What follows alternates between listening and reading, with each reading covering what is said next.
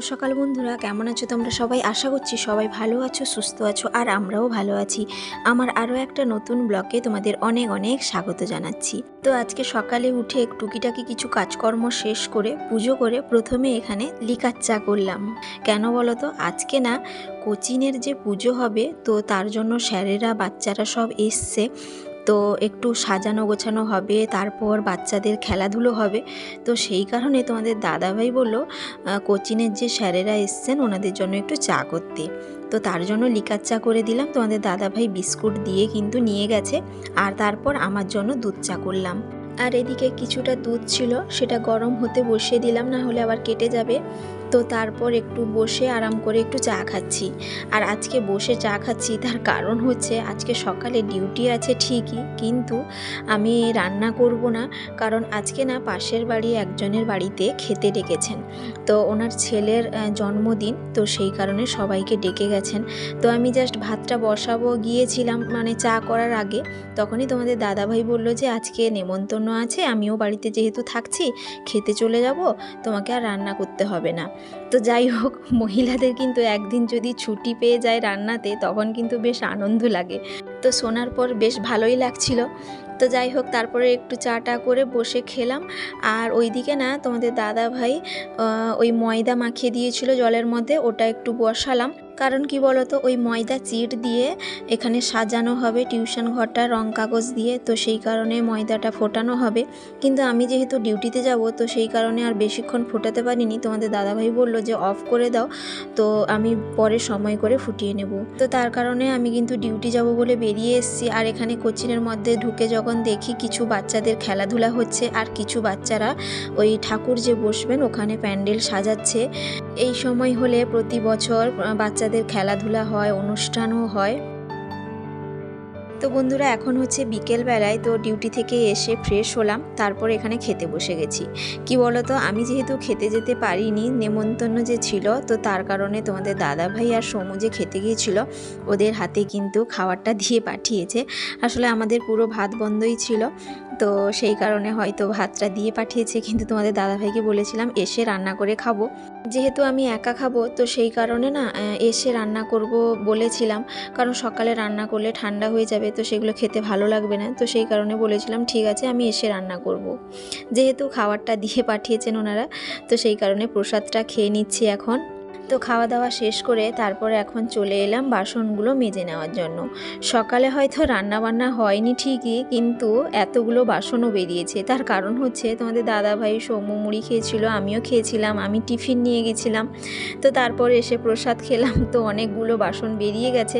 আসলে একার সংসার হোক আর 5 জনের সংসার হোক, বাসনপত্র কিন্তু প্রচুর পরিমাণে প্রত্যেকের বাড়িতে বেরোয়। তো যাই হোক, এখন যেহেতু ডিউটি থেকে এলাম, এখনই বাসনগুলো ভালো করে মেজে ভালো করে পরিষ্কার করে নিচ্ছি।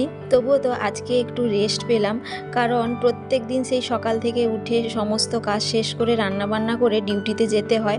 আর আজকে যেহেতু রান্নাবান্না করতে হয়নি, তো সেই কারণে আজকে অনেকটা পরিমাণে একটু সময়ও পেয়েছি।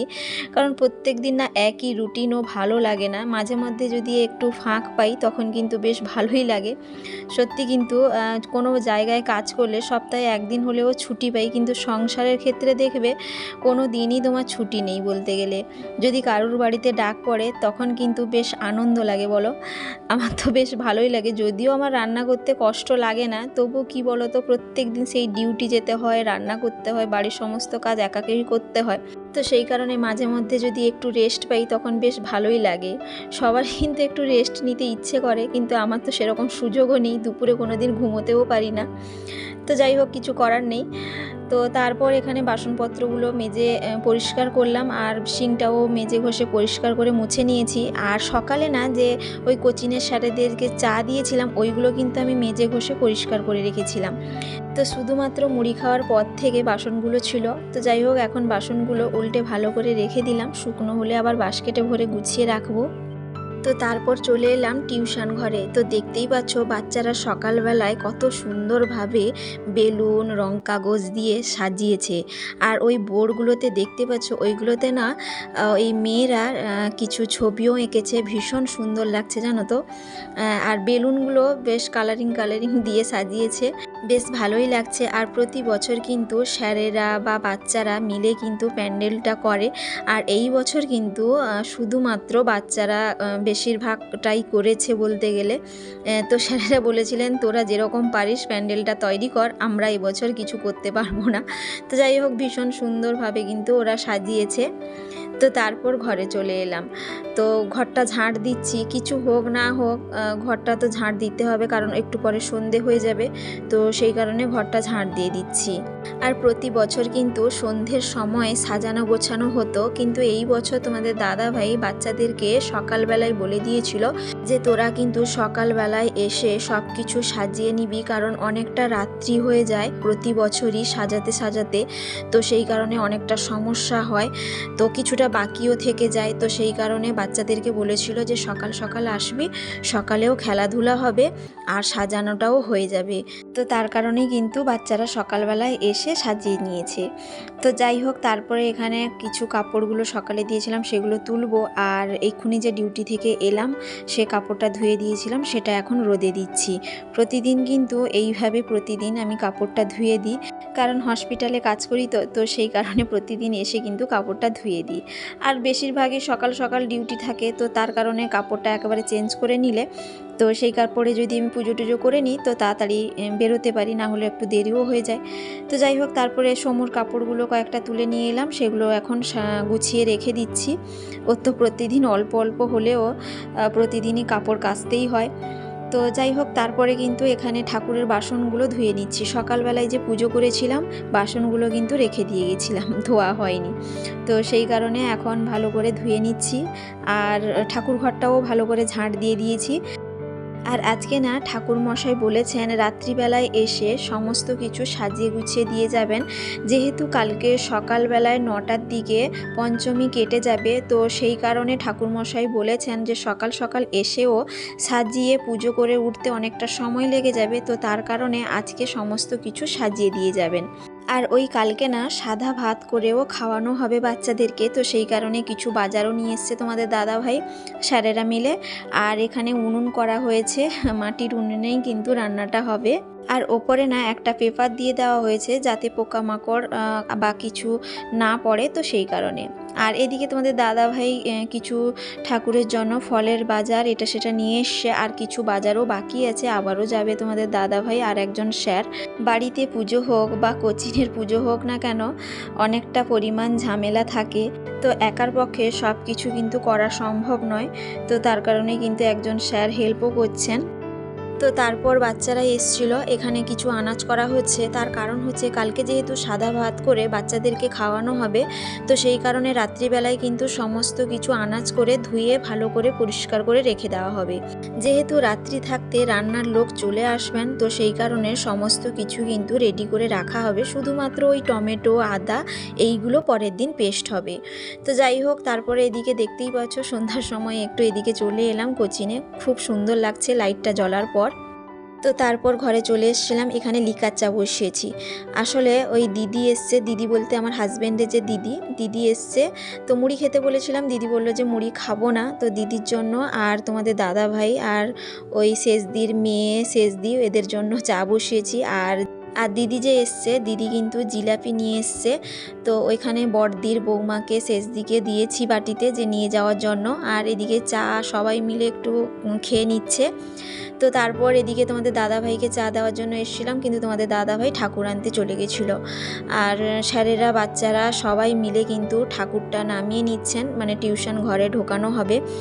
আর ওই টিউশন ঘরে না গেটটা খুবই ছোট, ঢোকাতে কিন্তু প্রচুর সমস্যা হচ্ছে। তার কারণ হচ্ছে গেটটা বেশ বড়ই ছিল, কিন্তু ওই জল ঢুকে যেত না, তো তার কারণে তোমাদের দাদাভাই নিচের দিকে মাটি দিয়ে দিয়েছিল, তো তার কারণে একটু শর্ট হয়ে গেছে। তো যাই হোক সবাই মিলে কিন্তু খুব সুন্দর করে ঠাকুর বসাচ্ছেন। আর এই যে ঠাকুর দেখতে পাচ্ছ, এই ঠাকুর কিন্তু আমাদের বাড়িতে একজন বাচ্চা পড়তে আসে, তো সেই কিন্তু ঠাকুর বানিয়েছে। ঠাকুর কেমন হয়েছে অবশ্যই কমেন্ট করে জানিও তোমরা। তো তারপর বাচ্চাদের জন্য একটু টিফিনের ব্যবস্থা করা হয়েছিল, ওরা টিফিন খেয়ে নিয়েছে। তো তারপর সোমু বলল মুড়ি খাবো, তো এখানে সোমু খেতে বসেছে আর আমি ক্যামেরা করছিলাম বলে ও উঠে পালিয়ে যাচ্ছে। তো যাই হোক, তারপরে আবার কিন্তু লিকার চা বসিয়েছি। কী বলো তো, তোমাদের দাদা ভাই, কিছু স্যারেরা আর বাচ্চারা খায়নি, তো সেই কারণে অনেকগুলো চা বসালাম। তো তাদেরকে দিয়ে এসেছি। তারপর এখানে মটর তরকারি করব, তো মটর সেদ্ধ করে তারপর এখানে মশলাটা কষিয়ে নিচ্ছি। আজকে ভেবেছিলাম লুচি আর মটর তরকারি করব, যেহেতু নিরামিষ দিদি এসছে সেই কারণে। তো দিদি বলল কি যে না, লুচি খাবো না, মটর তরকারি আর মুড়ি খাবো। সত্যি কিন্তু মটর তরকারি দিয়ে মুড়িটা খেতে ভীষণই ভালো লাগে অন্যান্য কিছু থেকে। তো দিদি যেহেতু বললো খাবে না, তোমাদের দাদাভাই তো লুচি একেবারেই খেতে চায় না, তো সেই কারণে ভাবলাম ঠিক আছে শুধু না হলে তরকারিটা করি। দিদিকে বলেছিলাম যে না হলে রুটি করি, দিদি বললো যে না, রুটিও খাবো না, মুড়ি খাবো। তো তার কারণেই কিন্তু শুধুমাত্র মটর তরকারি করলাম। তো রান্নাবান্না কমপ্লিট এখন। তো তারপর কিন্তু কোচিনে এলাম, কিন্তু এসে যখন দেখি এখানে কিন্তু ঠাকুরমশাই এসে ভালো করে সাজিয়ে দিয়েছেন, মানে সব কিছু রেডি করে দিয়েছেন। যেহেতু কালকে সকাল সকাল পুজো হবে, তো তার কারণে ঠাকুরমশাই এসে সব কিছু রেডি করে দিয়েছেন, দিলে কালকে তাড়াতাড়ি পুজোটা হয়ে যাবে তিথির মধ্যে। তো যাই হোক, এখন খেতে বসে গেছি। তোমাদের দাদাভাই কিন্তু খায়নি, দেরি করবে বলল, ওর কাজ আছে। আর এদিকে আনাজগুলো কাটা হয়ে যাওয়ার পর ভালো করে ধুয়ে রেখে দেওয়া হয়েছে, শুধুমাত্র ঢাকানো হবে। তো যাই হোক বন্ধুরা, আজকের মতো ব্লগটা এখানেই শেষ করছি। কেমন লাগলো জানাতে কিন্তু ভুলো না। সবাই ভালো থাকবে, সুস্থ থাকবে, আবারও দেখা হবে।